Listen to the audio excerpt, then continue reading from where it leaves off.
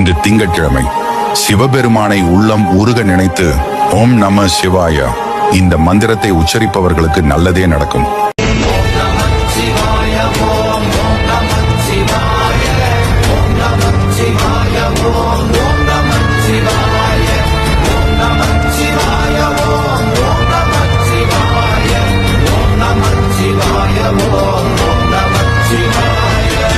தென்னாடுடைய சிவனே போற்றி,